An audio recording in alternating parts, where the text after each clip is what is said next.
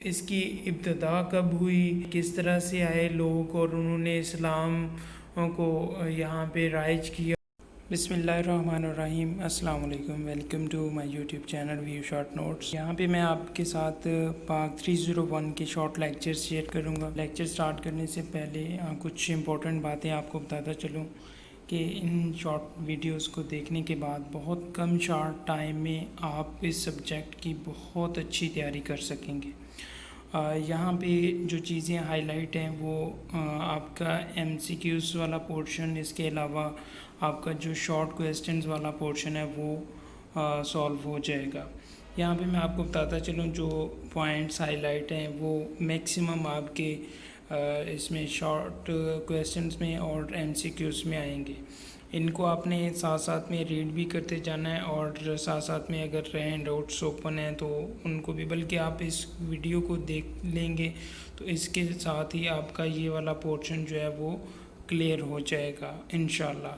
اور اس کے علاوہ اگر آپ ورچوئل یونیورسٹی سے اچھے مارکس لینا چاہتے ہیں اور آپ کی اسائنمنٹ میں فل مارکس نہیں آ رہے یا اس میں کوئی مسٹیکس کرتے ہیں تو 5 یوزفل ٹپس ڈسکرپشن میں لنک موجود ہے، اس کو آپ لازمی دیکھیں، بہت ہی فائدہ مند ہوگا۔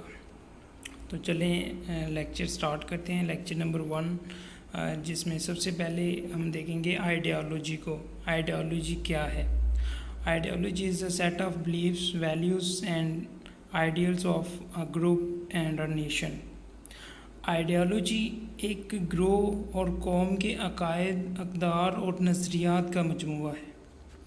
یہ لوگوں کے سماجی شعور میں گہرا پویس ہوتا ہے اور یہ اصولوں کا ایک مجموعہ ہے، عمل اور رہنمائی کا ایک فریم ورک ہے جو زندگی اور انسانی عمل کو ترتیب دیتا ہے اور معنی بناتا ہے۔ Ideology emphasizes on some particular principles, ideals, and blueprint for the future. Ideology کچھ اصولوں، نظریات اور مستقبل کے لیے بلو پرنٹ پر زور دیتی ہے۔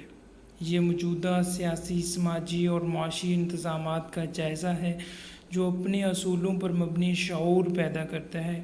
یہ بعض اعمال اور فلسفوں کو جائز اور غیر قانونی بناتا ہے۔ نظریہ قوم کو ایک سمت اور عالمی نظریہ دیتا ہے۔ یہ آپ کا ایم سی کیوز ہو سکتا ہے۔ Ideology gives nation a direction or worldwide and its implementation is the responsibility of the concerned people۔ کہ جو اس پہ عمل درآمد ہے وہ متعلقہ لوگوں کی ذمہ داری ہے۔ Ideology of Pakistan. Allama Iqbal gave it philosophical explanation۔ جو علامہ اقبال تھے انہوں نے فلاسفیکل ایکسپلینیشن دی تھی، اور قائد اعظم تھے ان کو پولیٹیکل ریئلٹی میں بدلا تھا۔ یہ 2 ایم سی کیوز ہیں، بعض دفعہ یہ کنفیوز کر دیتے ہیں کہ فلاسفیکل ایکسپلینیشن کس نے دی تھی، تو وہ ایک علامہ اقبال نے دی تھی، اور پولیٹیکل ریئلٹی میں کس نے بدلا تھا، وہ قائد اعظم تھے۔ اور اس کے بعد جو نیشنل اسمبلی میں پاکستان کے جو ریزولوشن پاس ہوا تھا وہ مارچ میں ہوا تھا۔ تو آئیڈیالوجی کیا تھی، کیوں مسلمانوں کو ایک الگ سیپریٹ ملک کی ڈیمانڈ ہوئی؟ کیونکہ ہندو اور مسلم دونوں ایک الگ الگ نظریات رکھتے تھے، ان کی آئیڈیالوجی الگ تھی، مسلمانوں کی آئیڈیالوجی الگ تھی۔ مسلم جو تھے ان کا یہ بیلیف تھا کہ پاکستان اور مسلمان جو ہیں ان کا کلچر ڈیفرنٹ ہے، ان کے لوگوں کے اٹھنے بیٹھنے کا، ان کے ساتھ ڈیلنگ کا، اور ہر طرح سے سیاسی طور پہ، سماجی طور پہ یہ ڈیفرنٹ ہے۔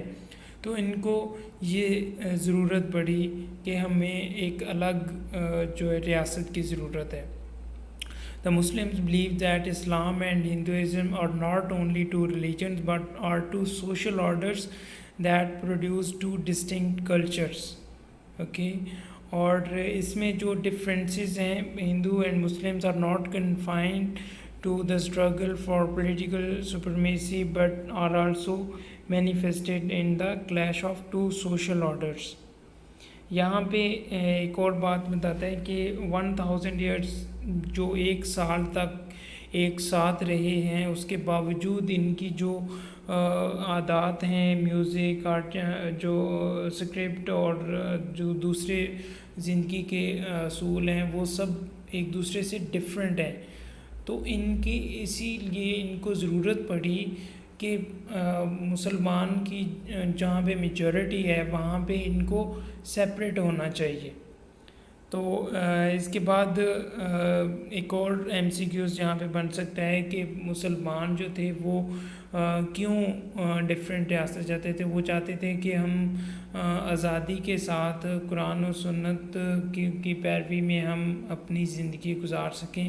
تو یہ تھی مسلمانوں کی آئیڈیالوجی جو کہ پاکستان بننے کی بنیاد بنا. Evolution of two nation theory, دو قومی نظریے کا ارتقا کب ہوا؟ پاکستان بننے سے پہلے جو بر صغیر کے مسلمان تھے وہ ایک قوم تصور ہوتے تھے، مطلب ہندو اور مسلمان ایک ہی قوم تھے. بٹ جب پاکستان بنا تو ان کو دو قومی نظریہ کی وجہ سے علیحدہ کیا گیا. تو جب اس کی ابتدا کب ہوئی، سب کانٹیننٹ میں کس طرح سے آئے لوگ اور انہوں نے اسلام کو یہاں پہ رائج کیا، اور جتنے لوگ مسلمان ہوتے گئے پھر وہ ایک کمیونٹی بن گئی اور انہوں نے خود کو ایک علیحدہ قوم، ایک علیحدہ نظریہ پیش کیا، ایک علیحدہ آئیڈیالوجی پیش کی. تو جب یہاں پہ سب سے پہلا جو یہ عرب ٹریڈرز تھے جو یہاں پہ اسلام لے کے آئے، ٹھیک ہے، اور ان میں جو سب سے پہلا بندہ تھا وہ محمد بن قاسم تھے، جنہوں نے یہاں پہ ایک اپنا جنگ لڑی اور بہت سارا حصہ جو تھا وہ اس کے اوپر قبضہ کر لیا تھا. ٹھیک ہے، یہ ایک ایم سی کیوز آ سکتا ہے. اور the Arab traders had introduced the new religion Islam in the Indian coastal areas. اس کے بعد ایک اور ایم سی کیوز آتا ہے کہ Muhammad bin Qasim was the first Muslim invader who conquered some part of India, and after that Mahmud Ghaznavi, انہوں نے 17 اٹیکس کیے تھے اور انہوں نے اسلام کو رائج کیا تھا. اس کے علاوہ بہت سے مسلم اولیاء تھے، انہوں نے بھی اسلام کے لیے بہت سی خدمات دیں.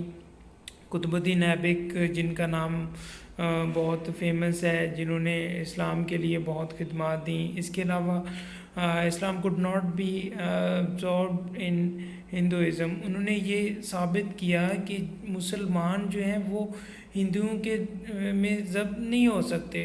یہ ان کی ایک علیحدہ آئیڈیالوجی ہے اور ان کا ایک علیحدہ نظریہ ہے، یہ ایک علیحدہ قوم ہے.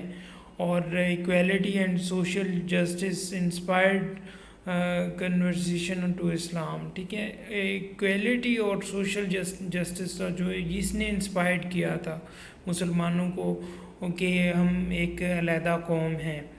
ٹھیک ہے، اور جو سٹارٹ میں تھا جب مسلمز 1857 میں جنگ ہارے تو اس کے بعد جو وہاں کے ہندو تھے انہوں نے کہا کہ ان لوگوں نے بغاوت کی ہے اور اس کی وجہ سے یہ جنگ ہارے ہیں. تو یہ جو پارٹ تھا اس نے مسلمانوں کو اور بھی زیادہ جو ہے نا موٹیویٹ کیا کہ ہم ایک علیحدہ قوم ہیں، ہم ایک قوم نہیں ہیں. اور جب انہوں نے اس چیز کو موٹیویٹ کیا تو اس وقت جو سر سید احمد خان تھے جن کی پیدائش 1817 میں ہوئی تھی اور ان کی وفات جو ہے 1898 میں ہوئی تھی. یہ ایم سی کیوز بھی آ سکتا ہے، اس کو بھی آپ یاد کر لیں. اور ان کی جو فیمس جگہیں تھیں، جو فیمس ان کی کنٹریبیوشن تھیں وہ کیا کیا تھیں. انہوں نے علی گڑھ موومنٹ کا آغاز کیا تھا جس کی وجہ سے بہت سے مسلمز میں سیاسی، سماجی اور اسلامک تعلیمات کی گروتھ ہوئی تھی. اور اس کے بعد جب انڈین نیشنل کانگریس کی ابتدا ہوئی جو کہ ہوئی تھی، یہ بھی 1885 آ سکتا ہے. تو سر سید احمد خان نے مسلمانوں کو منع کیا تھا کہ آپ اس کانگریس انڈین نیشنل کانگریس کو جوائن نہیں کریں، ٹھیک ہے، اور کیونکہ ہم ایک علیحدہ قوم ہیں، اور ٹو نیشن تھیوری جو تھی بیسیکلی اس کو جنریٹ کرنے میں ان کی سر سید احمد خان کی بہت زیادہ کنٹریبیوشنز ہیں، کیونکہ وہ سمجھتے تھے کہ اگر جو انڈین نیشنل کانگریس ہے وہ ہندوؤں کو ایک جماعت پرست لوگوں کو سپورٹ کرتی تھی، اور جو کہ مسلمانوں کے لیے بہتر نہیں تھی، اس لیے انہوں نے کہا تھا کہ یہ مسلمان ایک علیحدہ قوم ہے، ٹھیک ہے۔